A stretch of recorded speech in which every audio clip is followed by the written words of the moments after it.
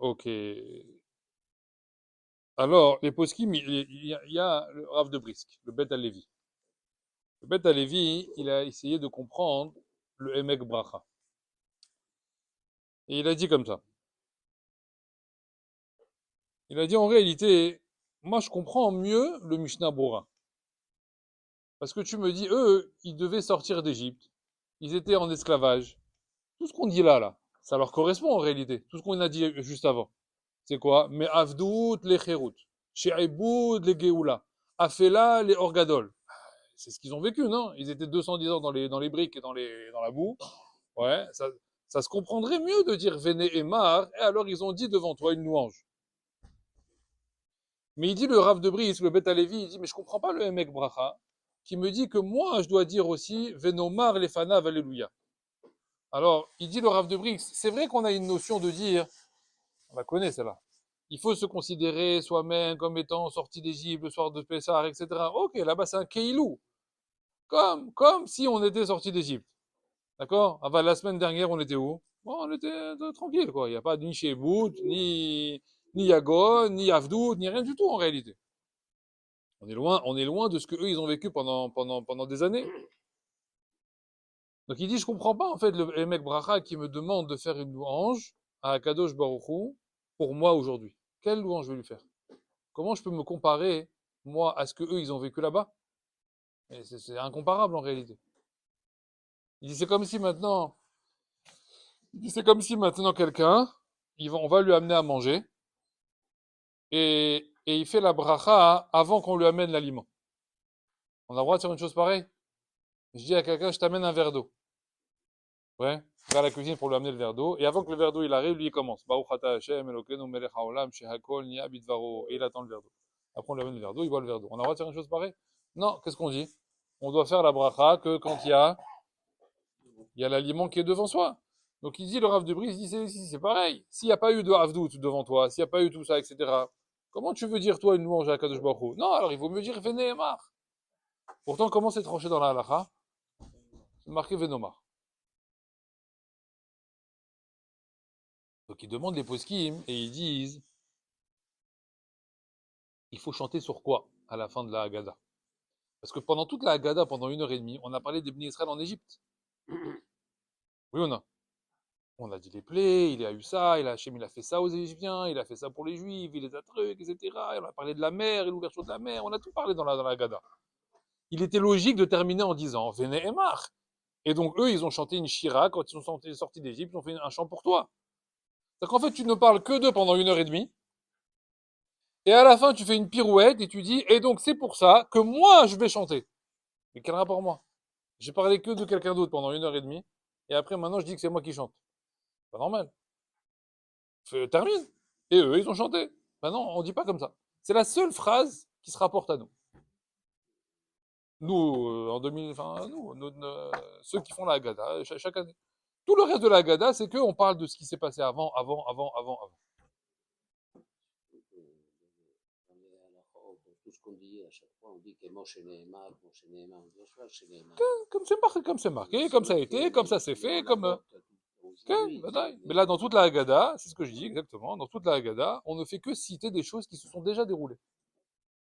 Donc il était logique, il dit ici le Rav de Brisk, de dire Vénéma, termine. Ça y est, maintenant, de toute façon, maintenant ça y est, tout le texte il est fini.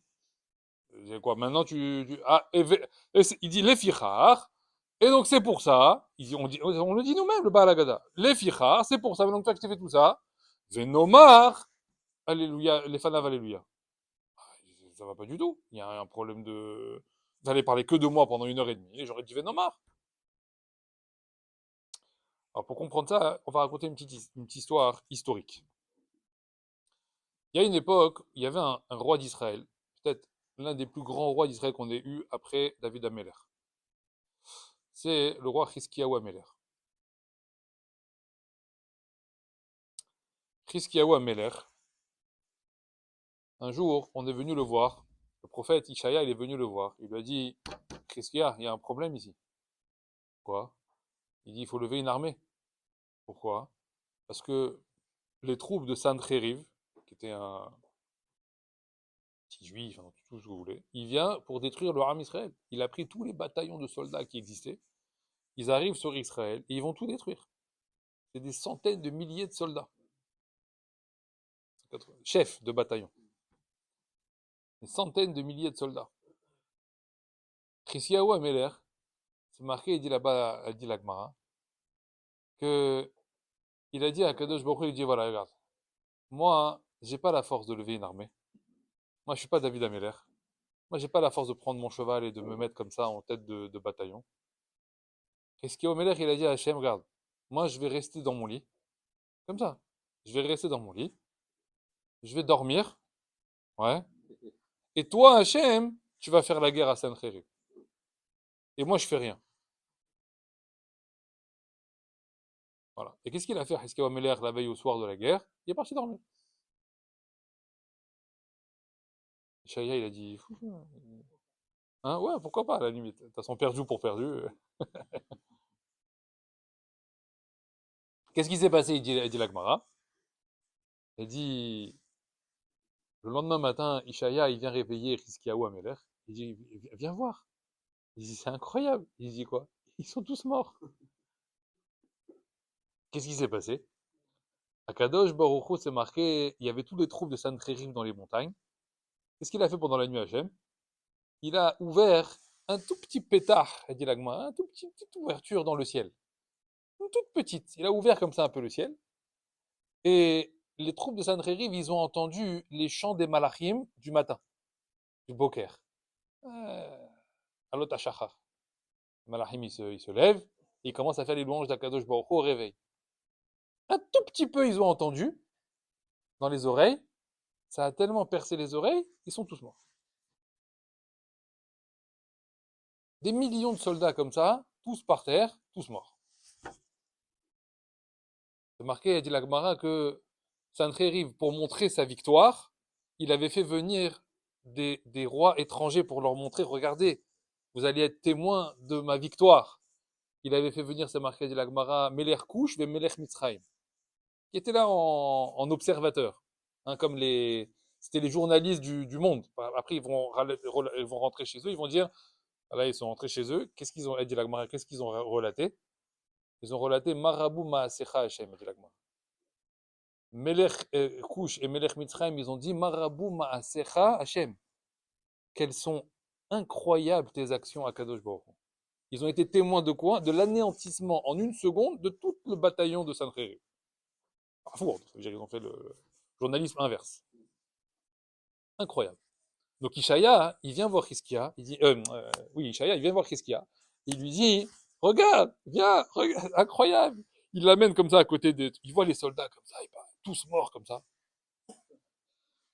Ishaya, il regarde Hiskia, il lui dit, Hiskia, nous, fais un chant pour Hachem.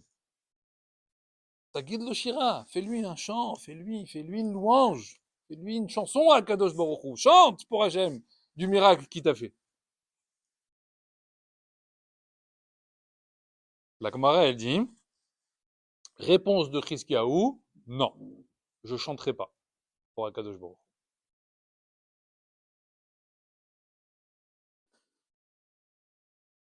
La Gemara, elle demande, elle dit, pourquoi il veut pas chanter Hiskiyahu Améler pour Akadosh Baruch, il lui a fait un miracle? La Gemara, elle donne plusieurs raisons. Elle donne 3 raisons pour lesquelles Hiskiyahu n'a pas voulu chanter. On va pas faire les 3, on va s'intéresser à une des 3. C'est celle qui va nous intéresser. Hiskiyahu Améler, il a dit comme ça. Très, très bizarre la réponse, mais on va essayer de la comprendre. Il va dire,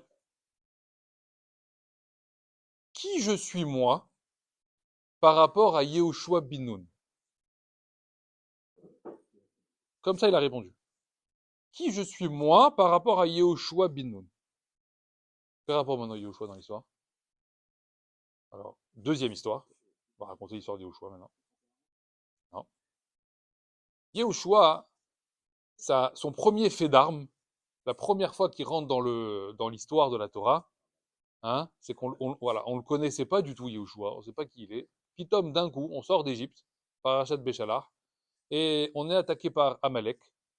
Ouais. Pour l'instant, nous, on connaît pas beaucoup de personnages dans la Torah, hein. On connaît Aaron, on connaît Myriam, on connaît Moshe. Ah, on connaît un peu deux, trois personnes comme ça, etc. Mais c'est tout. Putain, d'un coup, Moshe Rabbeinu, il sort du chapeau qui? Yehoshua. Et il dit Yehoshua, c'est toi qui vas aller faire la guerre contre Amalek. Bon, il y a plein d'histoires pourquoi c'est Yehoshua qui fera la guerre contre Amalek, etc. par rapport à Rachel. Bon, il y a plein de inanim là-bas. Seulement, hein, pendant la guerre contre Amalek, il va se passer quelque chose. C'est quoi? Yehoshua, il va commencer la guerre contre Amalek. Mais Yehoshua, il va mener une guerre qui va durer longtemps. Ça va durer longtemps cette guerre. Et Yehoshua, il voit que la guerre, elle n'est pas finie contre Amalek. Et il voit que le soleil, il est en train de se coucher. Et la nuit, elle va finir par tomber. Et il n'a pas fini la guerre contre Amalek. Alors Yehoshua, il est embêté. Alors vous allez me dire, il a qu'à continuer si le soleil se couche. Non, on n'est pas en 2023. Vous savez comment c'était les règles de la guerre à l'époque? Le soleil, il se couche, tout le monde s'arrête. Mais Bémet, ça veut dire, il y a pas de guerre la nuit. Ça n'existait pas les guerres la nuit. Il y a pas de lumière la nuit. Il y a pas des lampadaires. Il y a pas à l'époque. Donc dès qu'il fait nuit, ben il y a pas de guerre en fait. Donc en fait, ils font la guerre jusqu'à 19h. À 19h, ils se serrent la main. On se retrouve demain matin sur le front. Et le soir, ils mangent tranquille le thé, le machin, etc. Et il y a pas de guerre. D'ailleurs, on voit avec l'époque de la guerre des 31 rois, à un moment donné, là-bas, Yoshua, il s'arrête la nuit. L'ange, il est venu le voir la nuit, etc. Entre deux batailles. On se demande, mais pourquoi il s'arrête la nuit? Il y a un moment, il y a la guerre. Non, les ennemis sont là-bas la nuit, il se passe rien du tout, en fait. Ils attendent le lendemain matin pour reprendre la guerre. Donc Yahushua, il sait que si maintenant le soleil il se couche, il pourra pas continuer la guerre. Qu'est-ce qu'il dit Yahushua? Il dit au soleil, j'ai besoin encore de temps. Alors il faut que tu restes encore un petit peu. Et il y a dans le Midrash une discussion entre Yahushua et Shemesh et le soleil. Et il dit au soleil, il faut que tu arrêtes ta course, si on peut s'exprimer comme ça. En réalité, on le sait nous, enfin, quand on dit la course du soleil, c'est la Terre qui arrête de tourner. Et ça, on l'appelle la course du soleil. Donc il dit au soleil, il faut que tu arrêtes ta course. Le soleil, il dit à Yoshua, il dit, regarde, je t'explique. Dans la création, Hachem, il a créé des éléments dans la création. Non, il a des éléments, les plantes, les arbres, les soleils, les étoiles, il a créé des éléments. Il y a des éléments dans la création. Il faut que tu saches que chaque élément dans la création, pendant tout le temps où il agit, il chante à Akadosh Baruch Hu. Moi, si tu me demandes de m'arrêter, ça veut dire que je suis obligé d'arrêter mon chant à Hachem. Je peux pas faire une chose pareille. Tout le temps que je travaille, je chante. Si tu m'arrêtes, alors je vais arrêter de chanter. Et c'est impossible que le chant du soleil ne soit pas tout le temps en permanence prononcé à Kadosh Baruch Hu. Moi, c'est une discussion un peu Dragon Ball, hein, mais bon, c'est Midrash, quoi. Le Midrash, il dit, Yehoshua, il a dit au soleil, il a dit, arrête-toi, et moi, je chanterai à ta place. C'est bon. Et le Midrash, il dit que Yehoshua, il a réussi à reproduire le chant du soleil de louange à Kadosh Baruch Hu pour que le soleil puisse arrêter sa course et qu'il puisse continuer la guerre. Chizkiyahu Melech, il a dit à Ishaïa, et qui je suis moi par rapport à Yehoshua bin Nun? Lui, il a réussi à faire le chant du soleil. Quel chant tu veux que je fasse après lui? Tous les chants que je vais faire, ils vont être... je vais être ridicule devant lui. On va me mettre à côté de Yehoshua, on va dire, toi, t'as chanté, mais regarde, attends, lui, c'est super chanteur, lui. Ah, pas bien, non? Qu'est-ce que tu te mets à chanter? Tu devrais avoir honte de chanter. Le Chizkiyahu Melech, il a dit, moi, je veux pas chanter. Quand je sais qu'Yehoshua, il a réussi à faire le chant du soleil pendant une guerre, moi, j'ai plus envie de chanter, la vérité. Ça me sape le moral. Parce que mon chant, il sera insignifiant par rapport à lui. La Gemara, elle dit, si Chizkiyahu Melech, il avait chanté, Zoche liot Mashiach vegeula shlema. Comme ça, dit la Gemara. Hein? C'est Chaval. Si Chizkiyahu, il avait chanté, il aurait mérité d'être le Mashiach, et il nous aurait amené à la délivrance finale. Voilà. T'as pas chanté, t'as perdu le srouti d'être le Mashiach. S'imagine pas c'était quoi Chizkiyahu Melech. Chizkiyahu Melech, c'est le seul roi qui a mis des soldats dans tout Eretz Israël, des soldats avec des armes, des lances, des soldats, des lances comme ça, que s'il y a un petit enfant, il n'étudie pas au Talmud Torah, il lui court après dans la rue pour le tuer. Bémet, c'est un fou. Il avait mis des soldats dans tout Yerushalayim, dans tout Israël, du nord au sud. Je veux que tout le monde étudie la Torah. Il faisait faire des mifranim aux gens au travail. Le type, il était cordonnier, il rentre là-bas. Alors, Gemara, machin. Alors, Mishnah, un tel. Alors, truc comme ça. Etc. Quoi, tu connais pas? Quoi, tu fermes le magasin. Hop, au Beth Midrash. Allez, va réviser. C'est marqué à l'époque de Chizkiyahu Omeler. Un enfant de 5 ans, il était baki dans les lois de Touma Tahara. Baki, expert. Dans les lois de Touma Tahara. Impureté, impureté. Nida, etc. Un enfant de 5 ans. Pour montrer à quel niveau le Ham Israël il était arrivé à l'époque de Chizkiyahu Omeler. Tout ça, ça tenait sur quoi? Chante! Dis merci à Hachem. Non, mais tu me compares avec les autres, mais laisse tomber. Ah, tu veux pas chanter? Tu as tout perdu. La Gemara, elle demande, les Farshim, ils demandent, Razal, il demande. Pourquoi Chizkiyahu, il refuse? Où est-ce que Chizkiyahu, il s'est trompé? Dans quelle analyse il s'est trompé? De dire, je veux pas chanter. Pourquoi tu veux pas chanter? Hein? Ça veut dire quoi? Pourquoi? Comment ça veut dire quoi?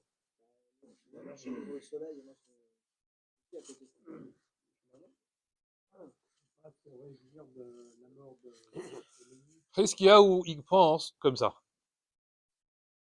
Il pense que lorsqu'il y a eu des grands hommes qui ont vécu des grands miracles dans l'histoire, vu que nous, on est des petits bonhommes, forcément, ça veut dire qu'on vit des petits miracles.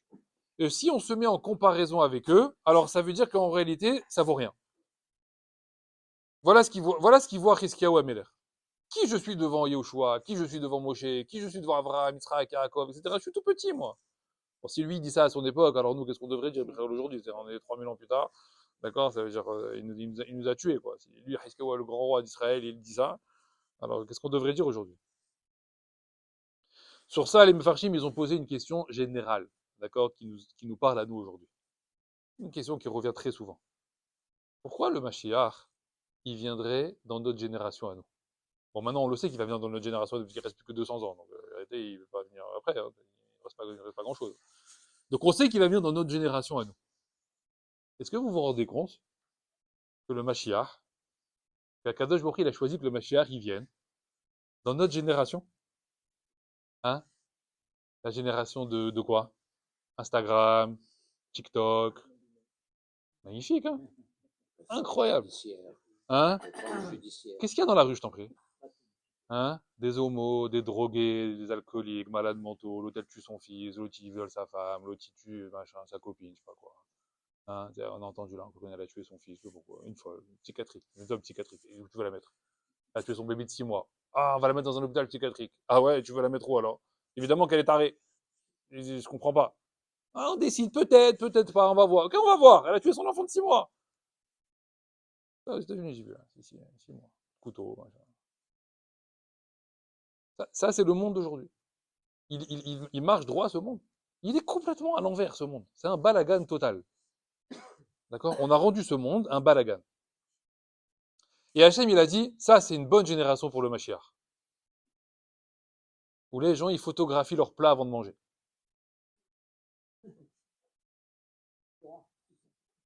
En tout cas, on sait que le Léviathan, il va se retrouver plus vite sur Instagram que la vitesse de l'éclair. Hein? Dès qu'on va l'avoir devant soi, le Léviathan, le poisson du Mashiach, tac, tac, ah là, il va, hein? Ah, il va être diffusé, là. Alors là, à moins que l'autre, il frappe les missiles sous la mer, il n'y aura plus d'internet. Bon, peut-être, on ne sait pas. La vérité, je vous demande, il n'y avait pas des générations plus mechoubad? Non, pas question de méritant. Plus mechoubad pour le Mashiach. Mechoubad, ça veut dire plus honorable pour recevoir Melech HaMashiach. Il n'y avait pas des générations plus classe que la nôtre? Il n'y avait pas mieux? Bémet, vous avez un plan là, on est Hachem, on fait le plan. Ouais. On veut amener le Mashiach maintenant qui est censé amener la Shlemut dans le Olam. On a le choix plein de générations. Hachem, il voit toutes les générations devant lui. Hein, il a depuis création jusqu'à la fin. Il peut choisir, oui ou non? Il n'y a pas mieux? Génération des Tanaïm, si vous voulez. Je sais pas, rien que celle-là, elle est pas bien? Hein? Rabbi Tarfon, Rabbi Akiva, il sait pas recevoir le Mashiach? Rabbi Meir, Rabbi Yehuda, Iboshua, Rabbi Danassi, Amoraim, c'est pas bien non plus? Hein? De l'amener là-bas à Bavel? Comme ça, ils voient les instituts de Pumbetita, etc. Rav Yosef, qui se tuaient pour les Gmarot, qui s'écrasaient les pieds, ils se faisaient saigner le sang, ils étudiaient du matin au soir. C'est pas bien ça? Mais même après, après, la génération des Rishonim. Rashi, Rambam, Rif. C'est pas bien ça? Plus récent, vous voulez? Baal Shem Tov, Gaon de Vilna, Chafetz Chaim. Même rien que là. C'était pas mieux déjà? Non. Hachem, il a dit non, non. J'ai mieux que ça. J'ai mieux. J'ai une génération de déglingués. Voilà. On va choisir la génération la plus déglinguée, et c'est celle-là qui va recevoir le Mashiach. Et tu rigoles ou quoi? On a fait là en 60, 70 ans, on a fait là en 60, 70 ans, ce que personne n'a fait en 4000 ans. Le monde, il était bien jusque dans les années 50, hein. Le monde, il était plutôt correct. Il y avait du respect, il y avait de la retenue, il y avait plein de comment ça s'appelle, de barrières, de notions, de principes. Il n'y a plus rien aujourd'hui. Il y a des principes, il n'y a plus. Des notions, il n'y a plus. Tout est, si on peut casser une barrière, on la casse, hein. Tant qu'on peut avancer, on avance. Ça, on peut ouvrir, ouais. Ça, on peut ouvrir, et ça, on peut avancer, ouais. Tout se fait. Ouais. Et avec des lois, en plus, on fait des lois. On permet des lois, des machins. C'est bien, hein. Hein, ça balagane. Voilà. Génération de déglingués. Voilà. Vous savez qu'aujourd'hui, il y a des gens. Regardez. À l'époque, des fois, on faisait des kilomètres pour aller voir les Gdolim. Hein. Des fois, on marchait, des fois, les gens, ils partaient, c'était un voyage. Ils disaient à leur femme, je vais aller voir le Gadol Hador. Il y a 200 ans. Je vais aller voir le Gadol Hador, j'ai besoin d'aller voir le Gadol Hador, de me rapprocher de lui. C'était un voyage qui durait 3 semaines, genre. Vous avez compris? Il partait en voyage, il prenait son baluchon, il faisait Yéhouch parce que peut-être qu'il va jamais revenir, hein, on sait pas. D'accord? Il allait jusque là-bas, il traversait des trucs dangereux, etc., pour aller voir le Rébé. Il restait avec lui, le gadol de la génération. Il restait là-bas 3 ou 4 jours. Il s'imprégnait de Torah, du Rav, etc. Après, il rentrait, il ramenait ça dans son village, à ses enfants. Ça, c'était le voyage du gadol Hador. Pour s'imprégner de la Torah d'Israël. Aujourd'hui, Bémet. Hein? Aujourd'hui, on va voir des Gdolim, Bémet, des vrais Gdolim. Pour ceux qui ont vu Rav Ovadia Yosef, ceux qui ont vu Rav Steinman, Rav Eliachiv, Rav Kanievski, ceux qui sont encore là, Rav Deinstein, etc. On va voir les Gdolim. On s'approche d'eux. On est à 1 centimètre d'eux. Des Gdolim de la Torah. Hein? Qui pourraient te répondre à des Kushot, du Shad, du Ritva, du Rashba, de tout ce que tu veux. Hein? Des Gmarot, dans Nida, ils peuvent te... Pose-moi une Sheila, pose-moi quelque chose, comme ça on rentre dans une Souga, quelque chose de consistant. Tu t'approches du Gadol Hador, je lui dis, Rav, je vais me faire un Miché Bérard pour ma grand-mère, elle est malade. Tout ce chemin, tu as fait 5000 kilomètres pour t'approcher du Gadol Hador, pour lui demander un Miché Bérard. Mais si on fait ça au Mashiach, mais il va se prendre une corde, il va se pendre en fait. Oui ou non? Le Mashiach, quand il va venir, il est censé faire quoi? Vous savez ce qu'il est censé faire au niveau Torah, le Mashiach? Il est censé répondre à tous les teikou de la Gemara. C'est quoi les teikou de la Gemara? C'est toutes les couchottes, les questions où il n'y a pas eu de réponse dans la Gemara. Que même les gdolim de la Gemara, ils ont dit là, on a posé ça, on ne sait pas. Ça, et ils ont dit on ne sait pas, on ne sait pas, on ne sait pas, on ne sait pas. Ils ont marqué teikou. Tishbi et Taret, couchotte de Bayot. Tishbi, il viendra, et le Wanavi, il viendra avec Mashiach, et il répondra à toutes les couchottes. Ouais. Mais quand il va venir, lui, il attend quoi? Allez, on les prend dans l'ordre. Dans la liste, vas-y, il y en a combien? Dans chaque, je sais pas, 5000. Allez, on commence. Première. Réponds-moi ça, réponds-moi ça. Il attend ça, oui. Lui, il va arriver et dire, dis-moi, je suis un peu malade là. Tu peux me faire un Miché Bérard? Je me sens pas bien. Et Miché Bérard pour lui, pour ma grand-mère, et pour ma tante, et pour ceci. Tu as fait une bracha. J'ai été chez Rav Kanievski la semaine dernière. J'ai pris une bracha. Et qui s'y sont fichus de ta bracha? Vous avez vu comment il donnait les brachas de Rav Kanievski? Parce qu'en fait, ça le rend dingue, en fait. Tu t'approches du Rav. Kekulo Torah. Donne-moi une vraie là. Michel Béraud, ok, bracha, va te coucher, quoi, va dormir. T'es venu pour ça? T'es venu pour demander une bracha? T'approches les gdolim pour demander rien qu'une bracha? Mais demande-moi des couchiottes! Dans Shabbat, dans truc, dans Nida, dans ce que tu veux. Qu'est-ce qu'ils prennent comme bracha? Ils prennent rien du tout. Ils vont penser des couchiottes. Il y a des rabbinés qui passaient des heures chez Rav Ovadia Yosef, pas pour une bracha, ils s'en foutent des brachot. Ils s'en foutent des brachot. Mais non, une bracha, ça sert à rien de bracha. Réponds-moi, là je sais pas, là comment on fait dans ça, là la ici, là là-bas, j'ai des couchiottes, maman, je viens avec des questions. Là, tu viens, pas de question. Ah, t'as pas de question. Ah, Kol HaKavod, c'est bien. Donc, tu connais toute la Torah Kula, quoi. Magnifique. Et tu vis de Mishéberah. Mishéberah, Mishéberah, Mishéberah. C'est bien. C'est pas ça la Torah. Seulement, nous, on est cette génération-là. On est la génération du Mishéberah. Voilà. On adore ça. J'ai plein de bracha pour ma tante, une bracha pour mon petit-fils, une bracha pour ma grand-mère. Ok. Les gens, ils croient encore aujourd'hui que quand on fait des brachot au Sefer Torah, la bracha de l'année, ils croient encore que ça a un impact. Ils n'ont pas compris qu'en fait, c'est un don que tu fais à la synagogue, quoi. Agave, au passage, on fait un Miché Bérard pour un Mitnadel, t'as donné pour l'année. Quoi la cavote? Est-ce que tu crois qu'on va dire ton nom au Sefer Torah tous les jours, toute l'année, alors tu vas avoir quelque chose de spécial? Rien de plus, rien de moins. Ça va rien changer à ta vie. Eh ouais. Ça alimente la caisse, quand Ça même. alimente la caisse. Mais à ta vie, à toi, ça va rien changer. C'est même l'inverse, Birklal. C'est même l'inverse, Rachamim disent. Il dit, quand tu donnes, tu attends un retour par rapport à cette bracha, c'est l'inverse, Birklal. Ça veut dire qu'en réalité, le don, tu l'as fait, le Lechem Shamaï. Tu es intéressé, c'est un naa. Alors, ça veut dire que c'est pas, ça veut dire que tu n'as pas fait là pour les Misva. Alors que le don, il est fait. Alval, tu vas, encore moins, tu vas récupérer de ça. Je fais pas de jugement sur les gens qui font ou qui font pas. C'est pas mon but. Razak. Voilà, fais des brachot aux gens, c'est bien. Alors, Rav Pinkus, Rav Shimshon Pinkus, il pose une question. Et il dit comme ça. Il a comparé deux actes. Il y a des actes qui sont réalisés, mais qui sont réalisés par les gens, c'est des actes très bien, des actes positifs, de mitzvot, peu importe ce que vous voulez, mais qui sont toujours motivés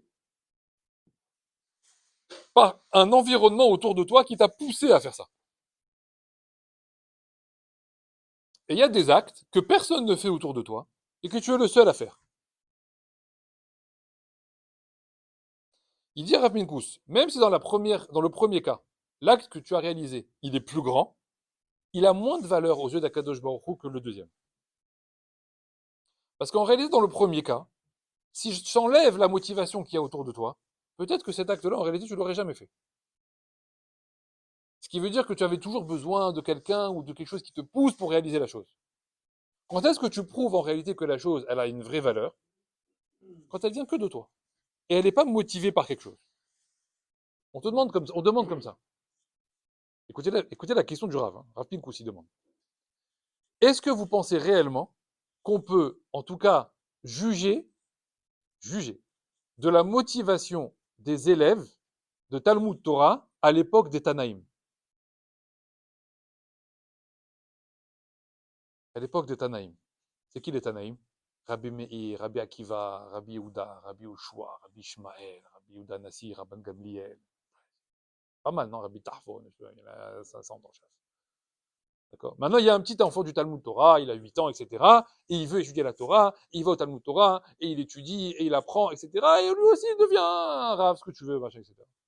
Est-ce qu'on peut juger que cet enfant, waouh, il aime la Torah, il chérit la Torah? Non. Pourquoi? Tu as vu le monde dans lequel tu vis? Tu sais, c'est quoi à l'époque? Tu marches dans la rue, tu vas au marché, qui tu rencontres? Rabbi Tarfon. Tu vas à l'épicerie, qui tu rencontres? Rabbi Akiva. Tu vas chez le médecin, tu attends dans la salle d'attente, qui est à côté de toi? Rabbi Ishmael, Rabbi Ushua, Rabbi Eliezer. Il y a un pile de Gemara dans la salle d'attente du médecin. Il y avait pas. Il y a une échappatoire à la Torah là-bas? Il n'y a pas. Il n'y a pas. Il y avait le Beth Amikdash. Vous comprenez? Il y avait le Beth Amikdash. Tu te lèves le matin, tu ouvres tes volets, qui tu vois? Tu vois la fumée des encens. Beth Amikdash. Il y a un fou qui va dire, oh, c'est bon, je vais aller faire un foot. Non, il n'y a pas. Tu m'étonnes qu'il n'y avait pas à faire un foot. Pourquoi? T'as vu ce que t'as devant toi tous les jours? Et que tu marches dans la rue déjà, les gens s'est marqué que quand les enfants ils étaient un petit peu comme ça, ils les prenaient, les papas, ils les amenaient devant le rave, rien qu'ils le regardaient déjà, c'est comme une... ça y est quoi, c'est bon. Tu voyais Rabbi Meir, c'est le visage qui rayonnait, c'est marqué, il rentrait dans le Beth Midrash, tout le monde comprenait les sougiotes. Il est sorti du Beth Midrash, tout le monde avait des couchiottes.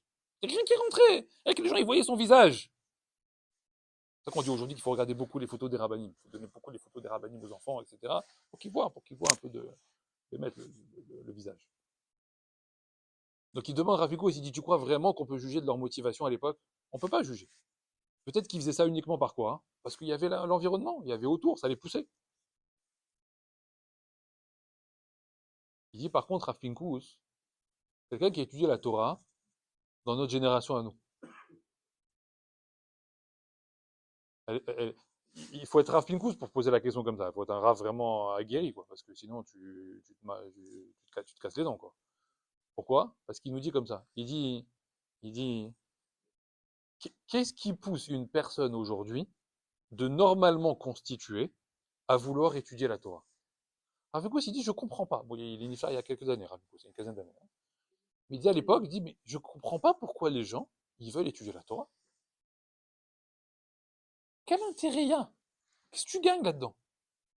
Avec tout ce que le monde il te propose aujourd'hui, hein? Il y a encore des gens qui étudient la Torah. Il y a encore des gens qui prennent du temps, ils s'assoient pour étudier, pour prier, pour mettre leur tefillin. Il y a encore des gens comme ça. Mais regarde tout ce que le monde il te propose. Des jeux, des amusements, des vacances, des loisirs. Magnifique! Pourquoi vous perdez votre temps à vous asseoir devant une chaise, devant une table, avec un livre, ouais, qui parle de quoi? De sujets qui n'ont aucun intérêt. Aucun intérêt au sens de la vie de tous les jours. Ouais. J'ouvre une Gemarotte aujourd'hui. De quoi elle te parle, les Gemarottes? Une vache, elle tombe dans un trou, machin, le petit pays 2, le petit pays 3. Machin. Tu les vois dans les bâtiments, un truc, la vache, machin, le truc, le doux, la moitié, il doit rembourser. Et après, tu vas au travail avec ça, tu fais quoi? Tu vas parler de ça à ton patron? Ça va avoir un intérêt dans ta vie? Rien, aucun intérêt, rien. Il y a une motivation, on te paye, on te paye rien du tout. Même les avraires qui sont payés, qui étudient toute la journée, qu'est-ce qu'ils sont payés? Des clopinettes. Il y a quelque chose à gagner. Tu gagnes quelque chose, tu gagnes rien. Il n'y a rien à gagner. Hein? Hein? Alors, et il y a des gens qui le font. Regardez, vous êtes là, non? Il y a des gens qui viennent étudier. Il y a des gens qui viennent écouter un cours de Torah. Ils demandent à Rapikous, mais pourquoi vous faites ça? Pourquoi il y a encore des gens qui étudient la Torah? Ah là, en 2023. Je vais faire son écho de 20 ans plus tard. Pourquoi il y a encore des gens qui étudient la Torah? Pourquoi il y a encore des gens qui perdent du temps le matin? Bah, allez travailler! Vous allez gagner de l'argent si vous allez travailler. Allez gagner de l'argent. Pourquoi vous êtes là?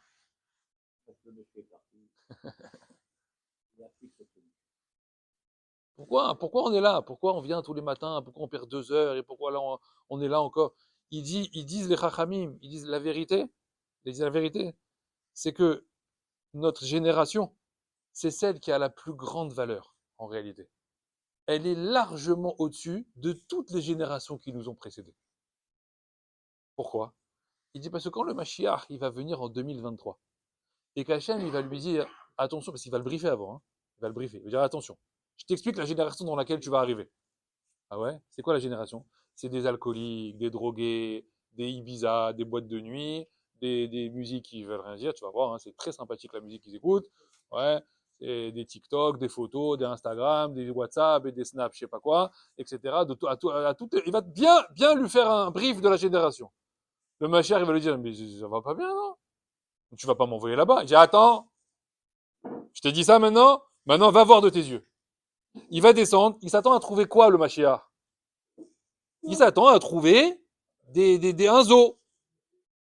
Oui ou non? Un zoo, avec tout ce qu'il vient de lui décrire. Un zoo. Il arrive, et qu'est-ce qu'il voit? Il voit des gars. Ok, on est un petit peu la tête à l'envers. On n'est pas tout à fait, on n'est pas du 100%. Voilà. Mais dans une génération comme ça, on a encore du temps pour venir étudier?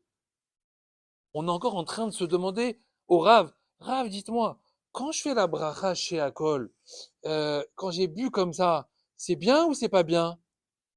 Ma chère, il dit quoi? En 2023, il y a encore des gars qui se galèrent avec chez Akol, Nia Bitvaro, pour savoir combien ils goûtent, combien ils goûtent pas. Il dit, attends, viens voir Pessah, regarde comment ils font Pessah. Et Rav, et le kazaïd de matzah, c'est comme ça qu'il faut le manger, et le volume, et le poids, c'est comme ça qu'il faut manger le maror, et c'est comme ça la salade, et c'est la bonne salade que j'ai pris, est-ce que j'ai bien vérifié les verres, etc. Quoi, il y a encore des gars qui se galèrent avec les tolaïm dans la salade en 2023. Mais t'as Azov, va à la plage, qui se prend la tête? Quoi, le 15 Nissan, il y a encore des gars avec un plateau du Ceder et Bibilou, et Tmol, et machin, je sais pas quoi. Il y a encore des gars qui font ça? Ken? Il y a encore, Hachem, il dit, t'as vu, hein, c'est bizarre, hein, c'est bizarre. Les mêmes, ceux-là, les mêmes là, ils sont englués dans WhatsApp, dans Instagram, dans photos, dans machin. Les mêmes, ils mettent ça de côté. Et le 15 Nissan, ils font Seder de Pessah. Tu as vu un peu la force qu'ils ont? Dans cette génération comme ça, complètement déglinguée. Ils font encore Shabbat. Tu te rends compte qu'il y a des gens qui font encore Shabbat? Hein? Ils veulent pas allumer la lumière de chez eux. Un petit interrupteur, là, il est là, il attend, là, il est là. C'est qu'à l'époque, il fallait aller prendre le bois, il fallait aller prendre le feu. Bon, avant d'y arriver à la Melacha d'allumer le feu Shabbat, il fallait avoir envie, Bichlal. Là, c'est rien. Tac, tac, tu allumes, c'est bon, laisse-moi tranquille. Non, tu as encore des gens, le Shabbat. Attention, les enfants, faut pas allumer l'interrupteur. Et il met pété que Shabbat, il met un truc, c'est Shabbat, interdit. Le machin, il dit, c'est ça, cette génération? Mais comment ils font ça? Comment ils ont réussi à faire une chose pareille? Hachem, il dit, tu sais quoi? Même moi, je sais pas la vérité. Même moi, je sais pas. Le Satan, il a tellement tout mis que moi, je me suis dit, ils vont se faire happer, quoi. C'est pas possible. C'est pas possible qu'il y ait des gars en 2023 qui sont encore là avec des trucs. Il y a 3500 ans, les enfants, on avait un baluchon sur le dos et on est sorti avec une matzah. Mais ils sont fous, ceux-là. Tu sais, quand les goïms, ils nous regardent, ils nous prennent pour des tarés, quoi. Qu'est-ce que vous faites ce soir-là de Pâques? On raconte une histoire qui a 3500 ans. Ouais. Bémet, eux, ils savent même pas raconter une histoire qui leur est arrivée il y a 30 jours. Il y a 30 jours, il n'y a pas. Nous, on a une histoire on connaît tous les détails. Il a dit ça, il a répondu ça, il lui a dit comme ça. Ah non, pas comme ça. Ah si, il a dit comme ça, et en plus, on n'est jamais d'accord. Bon, Hachel, ça fait des discussions, d'accord? Mais, quoi, tu discutes sur qu'est-ce qu'il a dit, qu'est-ce qu'il a pas dit, etc. Vous avez un texte. Ouais, on a tout marqué, on a tout écrit. Il fait ça toute la nuit. Ken, toute la nuit, on raconte ça. Et on s'arrête pas. Et tu sais qu'on fait pas ça qu'une fois, hein, dans l'année, hein. Chaque fois, c'est pareil, une nuit entière, on reste à une veillée. Quoi, il reste à une veillée, il dort. Non, il dort pas. Il va dire au Machia. Comment ça, il dort pas? Mais toute la nuit, il faut le tikkun, etc. Mais ils comprennent quelque chose au tikkun? Non, ils comprennent rien. Mais ils le font, Ken. Je sais pas pourquoi. C'est bizarre, hein? Hein? Voilà, on comprend rien. Mais on le fait. Hachamim, ils disent, la génération du plus grand Kiddush Hachem de l'histoire, c'est la nôtre. Voilà. On est la génération qui a le plus haut niveau de Kiddush Hachem. Plus que Avraham Avinu, plus que Yitzhak, plus que Yaakov, plus que Moshe Rabbeinu, plus que tous les Tanaïm réunis. Toute l'histoire, on peut la jeter à la poubelle. Nous, on est au-dessus d'eux. Par rapport à Ken, Vadaï. Haïskiaou Ameler, qu'est-ce qu'il a pas compris? Il lui a dit, Shaya. Il n'a rien compris. Pourquoi tu te compares à Yehoshua? Quel rapport entre toi et Yehoshua? Parce que lui, il a chanté, parce que lui, il avait la révélation du Sinaï, etc. Tout ce que tu veux, alors il a chanté, alors toi, tu peux pas chanter? Mais Vadaï, c'est pas parce que eux, tu les vois plus grands qu'ils sont plus grands. C'est pas une question de plus grand. C'est une question de valeur. C'est une question de, est-ce que tu continues à faire ce qu'on te demande alors que tu as plein d'éléments contraires à toi qui te diraient de faire autre chose. Aujourd'hui, on a toutes les raisons du monde de rien pratiquer. On a toutes les raisons du monde de ne rien faire dans la Torah. Rien. On a toutes les raisons. On a plein d'arguments. Et ceux qui font pas, ils ont d'ailleurs plein d'arguments. Vous pouvez leur demander, ils en ont plein. Et même nous, des fois, on est décontenancés devant leurs arguments parce que c'est des arguments, ils ont raison en fait. Ça tient la route. Mais pourquoi tu te galères en 2023 encore? T'as pas le droit de prendre ta voiture Shabbat, et ça va. T'as pas le droit de fumer. Le type, il est là, il fume 40 cigarettes par jour. Ouais, le Shabbat, il est une pile électrique parce qu'il a pas le droit de fumer. Il est là, non, je fume pas, non, je fume pas, je fais Shabbat, non, je fume pas, je fais Shabbat. Mais fume! L'autre, il va lui dire à son copain, ben fume, qu'est-ce que tu me prends la tête? Ça va, fume. Non. Pourquoi? Parce qu'il y a marqué dans la Torah, il y a 4000 ans, il y a marqué, bah yo, ma chérie, bah, il faut rien faire. Et tu es un malade, toi. Encore, tu vis avec ça? C'est extraordinaire quand même. C'est fantastique quand on voit nos jeunes se mettre là-dedans.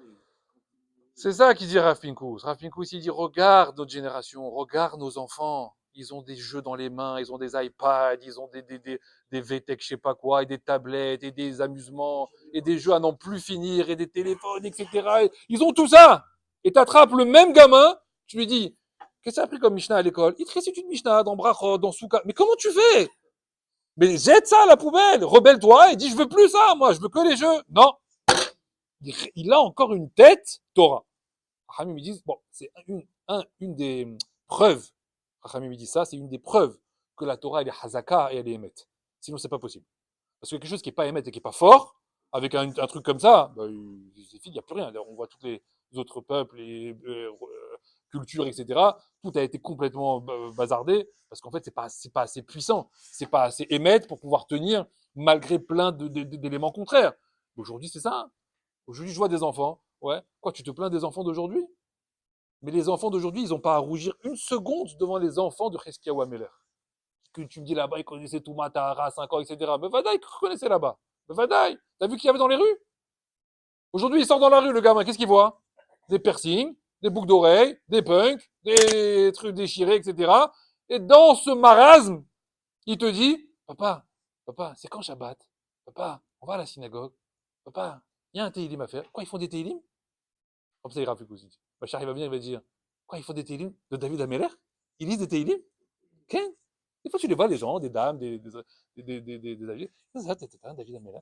Quoi, ils lisent des télim de David Ameller encore maintenant? Qu'est-ce? Et les enfants aussi, ils font ça? Ouais. C'est quoi ça? C'est très bizarre. Il dit le Rav de Brisk. Il dit voilà pourquoi la halakha, elle a tranché. Venomar, lefanav, alléluia. Et il faut dire, et on dira au présent, une louange à Akadosh Baruch. Hamim, ils disent, il faut absolument que tu comprennes qu'une fois que tu as énuméré pendant 1 heure et demie tous les miracles que Hachem il a fait pour les Bnei Israël en Égypte, ouais. Si tu dis Vene et Mar, ça veut dire que tu les considères très grands et toi très petit.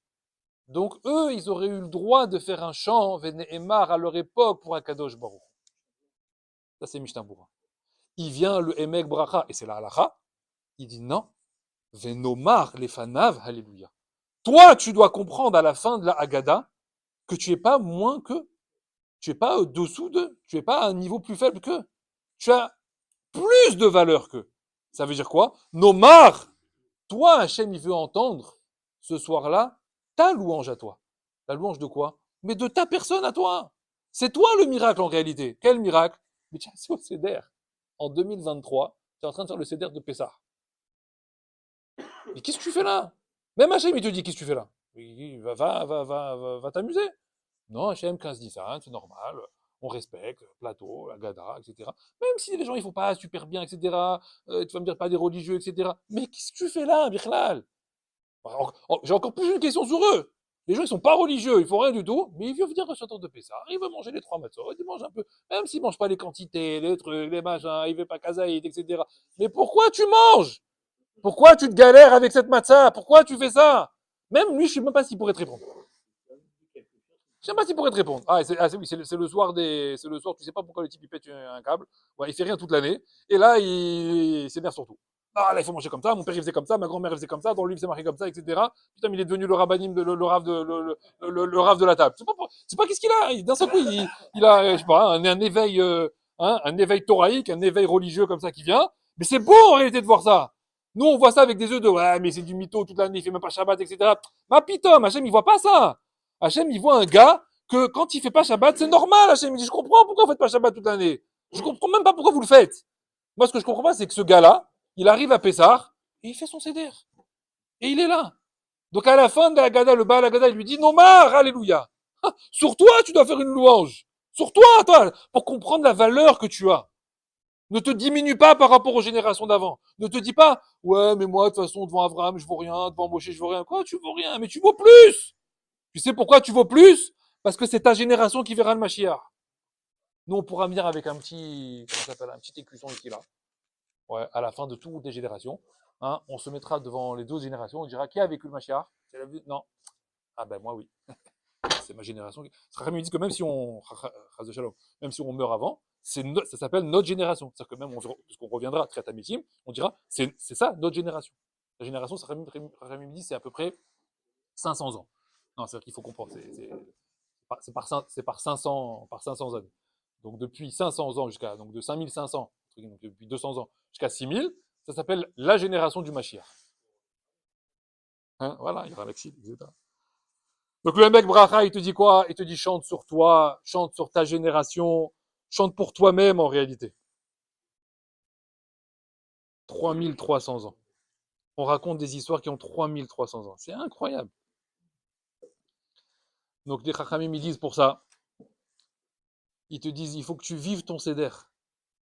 Tu n'es pas en train de faire un Seder, c'est pas une commémoration de ce que nos ancêtres ont vécu. Et c'est là où le Baal Haggadah, il veut appuyer à la fin du Seder. Hein, tu n'es pas en train de commémorer les Bnei Israël d'il y a 3000 ans qui sont sortis d'Égypte. C'est pour ça qu'on nous dit, il faut que tu te considères toi-même comme étant sorti d'Égypte, pour que tu comprennes en réalité que c'est ton Seder. C'est ta Géoula. On parle à toi en réalité.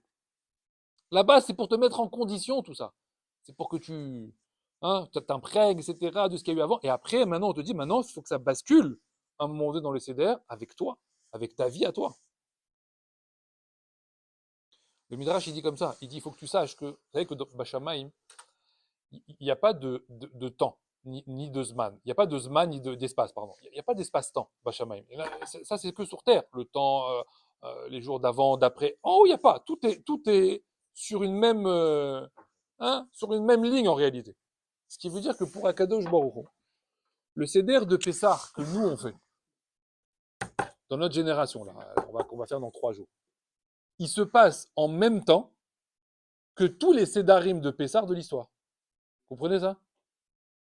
En même temps, c'est le même moment en fait en réalité. Nous on a l'impression qu'on a fait un Pessah et 2 Pessah. Non, en réalité, tous ces Pessahs-là, ils ont lieu en même temps.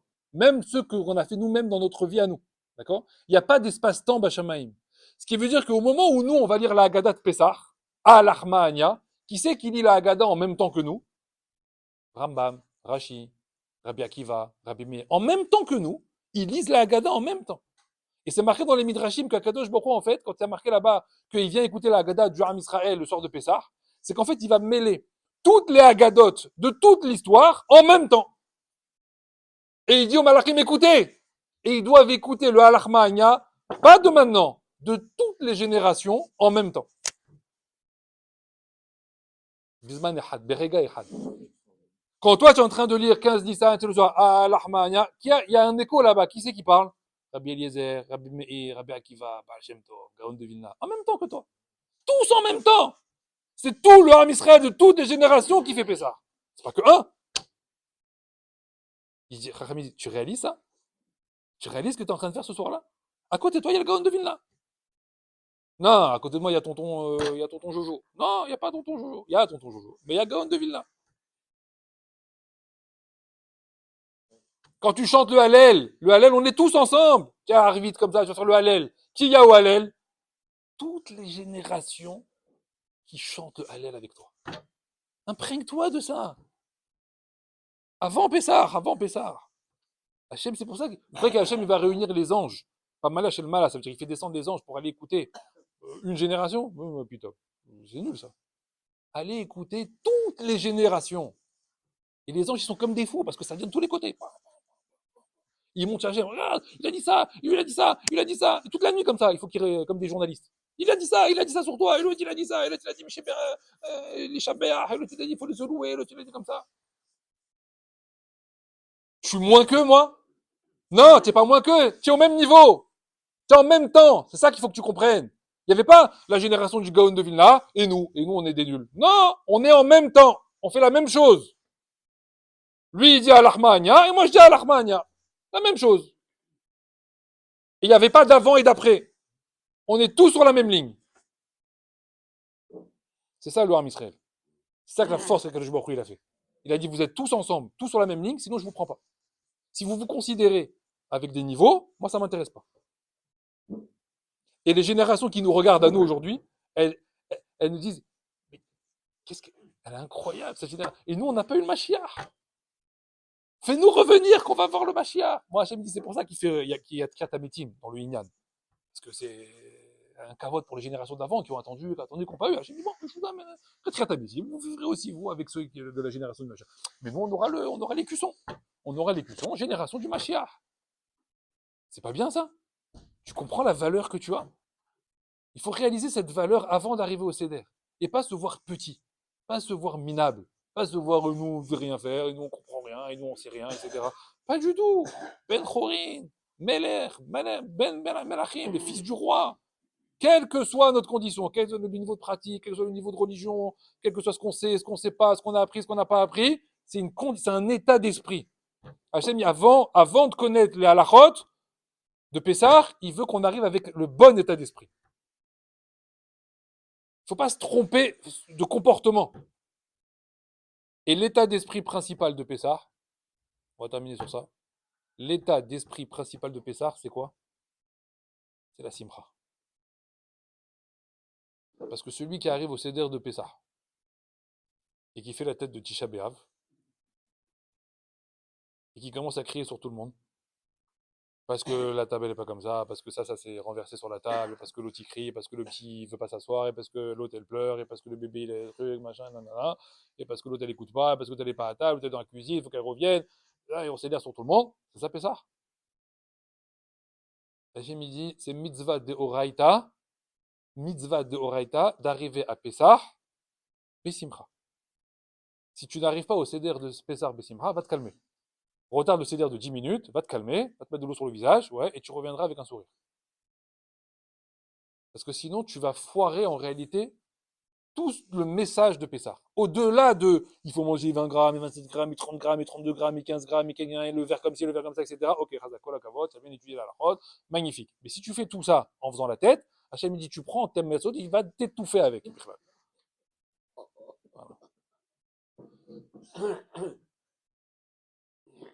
C'est vrai qu'il y a une question comme ça. Chachamim me demande, ils disent pourquoi Hachem, avant, pas Hachem, Chachamim en fait. Hachem nous a dit qu'avant chaque Chagim, le Shabbat, etc., Yom Tov, ça, il faut être Mekadesh le jour. Oui ou non? Mekadesh Yom Tov et Azemanim, Mekadesh à Shabbat. D'accord? On fait un kiddush. Kiddush. Mais à la base, la Torah, hein, c'est marqué nulle part. Trouvez-moi un texte où c'est marqué qu'il faut faire un kiddush sur du vin. Il y a marqué quelque part? Mazé, il faut être Mekadesh le jour. Ça veut dire quoi? Il faut être Mekadesh le jour. Ben, Mekadesh le jour. On est Yom Tov, ça y est. Bon, Chata Hashem, hein? Mekadesh Israël Vazemanim. Voilà. C'est bon, ça y est. Mekadesh, c'est sanctifier le jour. Dire une bracha de sanctification du jour. Ben, ça y est, je l'ai dit, voilà. Normalement, on devrait arriver le Shabbat. On rentre à la maison vendredi soir après la Sina. Ouais. Les enfants, réunissez-vous. Ouais. Baruch Ata Hashem, Mekadesh Shabbat. Ken, allez, Nitzir Tedaim.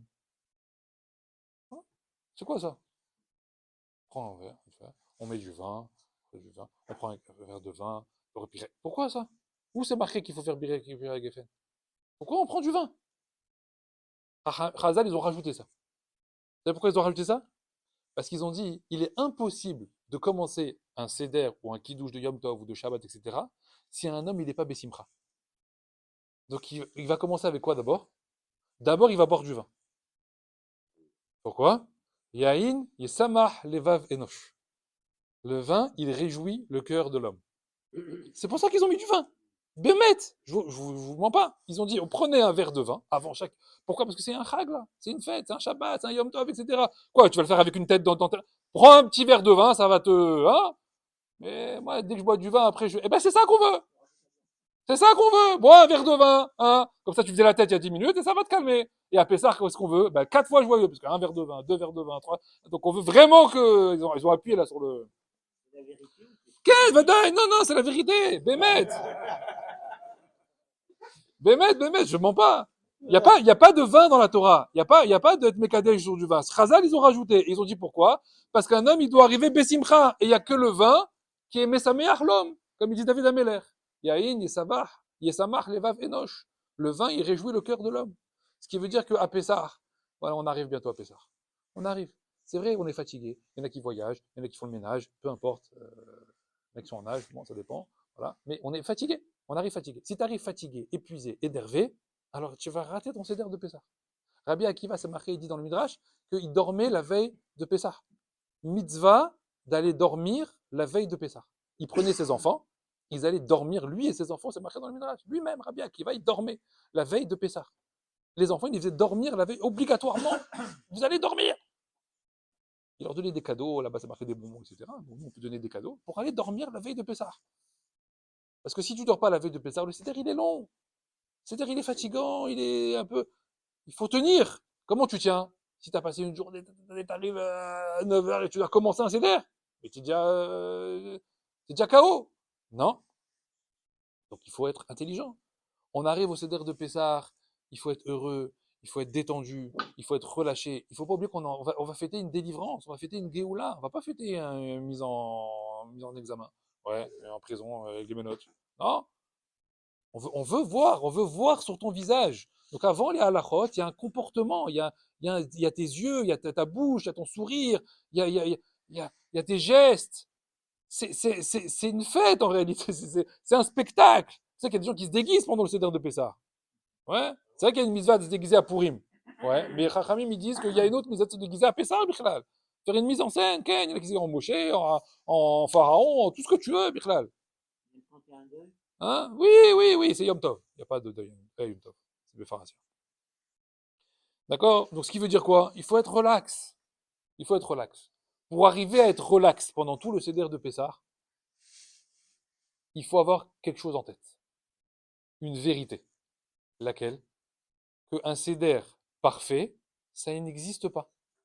Donc c'est pas la peine d'essayer de chercher la perfection, hein, de préparer un Seder 100% carré, etc. Alors les enfants, première partie on fera ça, deuxièmement on fera ça, à 21h38 on passe à ça, à 45 on fait ça. T'es sérieux là? Je t'explique, le Seder il va commencer, ouais, déjà tu as un de la table là qui va te renverser le vin sur la table. Voilà, déjà, voilà, ça c'est fait déjà. D'accord?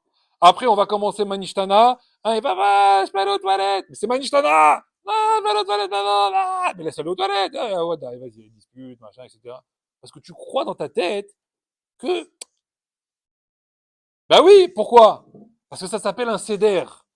Alors, moi, dans ma tête, un céder, bah, c'est un céder. Oui ou non? Seulement, ce que tu as oublié, c'est que dans le céder de Pessah, c'est le moment où les Chachamim, ils ont dit que dans ce céder-là, tu dois faire tout l'inverse de ce que tu fais d'habitude. Hein? Vous avez vu ça dans la halakha? C'est qu'on te dit, d'habitude on mange les trucs avant ça, et ça après ça, tu enlèves le plateau, tu remets le plateau. Tu dois faire que des choses bizarres que tu n'as pas l'habitude de faire. Inverser les moments, inverser le plat et l'entrée, etc. D'abord le. Pourquoi tu fais ça? Pour te montrer en réalité que la vie, c'est pas carré en fait. Tu sais ce qui s'appelle un céder pour Hachem? Tu sais ce qui s'appelle un céder pour Hachem? Eh ben, quand le vin il est renversé sur la table, quand tu n'as pas prévu que le petit pleure à ce moment-là, c'est ça un céder. Toi, tu t'angoisses parce que tu prévois rien. Ah voilà, Assad Hachem Takoum. Tout ce que Hachem il veut, ça s'est réalisé, ouais. Comme c'est le moment de la Emouna, c'est la fête de la Emouna. Tout ce qui arrive, tu dois te dire quoi? C'est Seder Hachem. Ça, c'est le Seder. Hachem, il avait prévu ça dans son Seder. Bon, moi, je suis un petit, moi, je j'ai pas prévu une chose pareille. Mais lui, il sait ce qu'il fait, oui ou non? Comme ceux qui arrivent des fois dans les Seder organisés, ouais, dès le départ, ils se plaignent. Ah, j'ai pas la bonne table. Ah, la table elle était ronde. Ah, la table elle est carrée. Ah, la table elle est pas assez grande. Ah, elle est à tel endroit. Ah, elle est loin du buffet. Ah, elle est machin. Et à côté de celui-là. Et tu n'as pas compris en fait que tu es la fête de la Emouna? C'est quoi la fête de la Emouna? Ce que t'as, c'est ce qu'Hachem il a prévu pour toi, Zéou, c'est comme ça. Qu'est-ce que tu veux faire? Et le soir de Pessah, c'est le moment en fait de se gonfler de ça. Donc c'est bien, tu as prévu un programme, tu as prévu un ordre dans les choses, etc. C'est pas mal, tu as une trame au moins, tu as une trame. Bon, quoi la cavode. Mais Hachem, tu crois qu'il va te laisser avec ta trame? Hachem, il va venir et toute la soirée, il va te mettre ta trame à l'envers. Et toi, la seule chose que tu dois faire, c'est quoi? C'est à chaque fois rebondir sur la trame qu'Hachem t'a donnée. À chaque fois, tu rebondis. Hop, Hachem, il t'a fait dévier là. Qu'est-ce que tu fais maintenant? Alors, le petit, il pleure. Tu fais quoi maintenant? Tu fais quoi? Tu t'énerves? Tu vas foutre le CD en l'air? Ouais? Tu vas crier sur tout le monde? Qu'est-ce que t'as gagné? Non, tu chantes, Zmirot, etc. Joie. Faut montrer aux enfants. C'est la fête des enfants. Faut pas l'oublier. Hein. Papa, il parle, les enfants, ils écoutent. Ma pitom. Toute la gada, c'est que les enfants. Abba, banim, divrei Torah, etc. Ma Omer, va, boza, lachem. Parle. Ahamim me disent que les enfants, ils doivent plus parler que les adultes le temps de Pessah. Parle, t'as des questions? Demande-moi. Papa, j'ai une histoire à raconter à l'école, j'ai appris. Non, non, c'est pas le moment. Hein. D'abord, on fait la gada, après tu racontes une histoire. Ma putain, jette la gada, écoute-le. Il veut parler, tu le laisses le parler. Laisse-le parler, c'est la fête des enfants, Bichlal. C'est pas Hanouka la fête des enfants, c'est Pessah. Il se trompe, des cadeaux à Hanouka, machin. Où c'est marqué, c'est la fête de Hanouka, c'est les enfants. On a inventé ça par rapport au Goïm, Bichlal. On a voulu faire. La Shava, on a voulu faire un coin. Ouais, t'as raison. C'est Hanouka Tamizbeah, c'est l'inauguration du temple. Quel rapport avec les enfants? Rien à voir. Il n'y a pas plus de notions ou de rapport aux enfants que dans Pessah, que dans toute l'année. Il n'y a pas. C'est que à Pessah. Le centre de la soirée, c'est les enfants. C'est pour ça qu'on dit qu'ils doivent être réveillés, il faut leur donner des bonbons, il faut leur donner des cadeaux. Mais ça se prépare maintenant, les amis. Hein, qu'on ait des enfants à table, des petits-enfants, peu importe, etc. On sait qu'ils vont être là. Si eux, ils partent du CEDER au bout de 1 minute 30, on a raté le CEDER, en fait. Vous comprenez? Les gens, ils vont voir les enfants partir, etc., aller dormir, etc. Et le lendemain, il va te dire, j'ai passé un super CEDER. J'ai passé un super CEDER. Hachem, il te dit, mais tes enfants, ils sont pas été dormir au bout de 5 minutes. Quel CEDER? C'est un CEDER qui vaut rien du tout. Ouais, mais moi, je sais pas, moi. Mais tu sais pas? Bah, t'es nul alors. Parce que le CEDER de Pessar, c'est pour eux. Mise en scène, blague, histoire, midrashim, déguisement, chant. Monte sur la table même s'il faut les faire rigoler. Des cadeaux, ils disent les chachamim. Achète des trucs qui vaut 1 euro. Des enfants, ils s'en fichent, ils s'amusent avec des bêtises. Des bonbons, toute la soirée comme ça. Des bons points, des trucs. Tu connais la question de là? Chachamim, ils disent que vous savez que le Maguid, on n'est pas obligé de le faire pendant Maguid. Hein? Nous, on croit, il faut. Non, tout doit être pendant Maguid. Alors, le type, il arrive pendant Maguid. Il y en a, comme ça.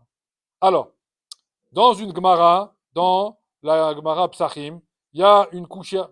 Qu'est-ce que je fais là? Oh, qu'est-ce que tu fais là? Autour de la table, il y a des dames, il y a des enfants, etc. Les gens, ils ont faim. Tu tout le monde là, ça va pas bien, non?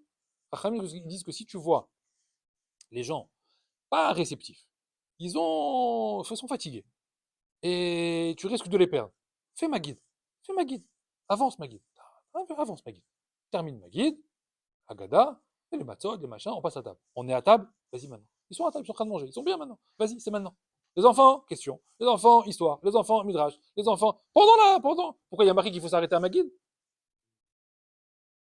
Il y a marqué qu'il faut s'arrêter à ma guide. Où c'est marqué?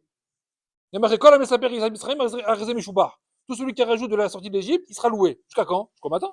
Donc, quoi, le matin? Ben, alors, quoi, même à toute la soirée, après Maguide, après Hallel, après Birkat, après qui tu veux, et après, au fur et à mesure, il reste de moins en moins de gens. Bon, à la fin, tu finiras tout seul. C'est pas grave. D'accord? Mais s'il faut le faire après, s'il faut, comment dire, décaler tes histoires, tes machins après, fais-le après! C'est pas grave! Ah, Icar, c'est que ce soit dit quelque part à un moment donné. Mais avec qui? Avec les enfants. Donc ça veut dire qu'il faut que tu prépares des histoires qui soient compréhensibles pour des petits. Ou pour les dames aussi. Quoi, elles sont mises de côté? Non, les dames et les enfants. Elles aussi, elles doivent participer. Demain, je ferai la lachot de savoir qu'est-ce qu'une femme doit faire pendant la Haggadah, est-ce qu'elle peut lire la Haggadah, les enfants, est-ce qu'ils peuvent lire la Haggadah, etc. Donc on verra plein d'alachot demain concernant Dafka la Haggadah. Mais là, rien qu'au niveau déjà de l'état d'esprit, c'est la chose la plus importante. On va puiser pendant la fête de Pessah des choses pour toute année et on va les donner comme ça aux enfants. On va leur apprendre les méthodes de Chesed, de Yirat Shamayim. C'est à ce moment-là que les enfants ils vont le puiser, c'est pendant la fête de Pessah. Ils vont pas la puiser dans le reste de l'année. Donc on a besoin d'eux en réalité pour leur parler. Les Chachamim me disent qu'à leurs enfants, il faut leur demander, c'est à eux.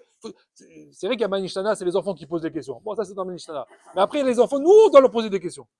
Comment tu vois la vie, toi, mon fils? Comment tu vois la Torah? Comment tu vois Kadosh Baruch Hu? T'as des couchottes, t'as des questions. Et des fois, on va se retrouver devant une question. Waouh, le petit, je savais pas qu'il avait cette question.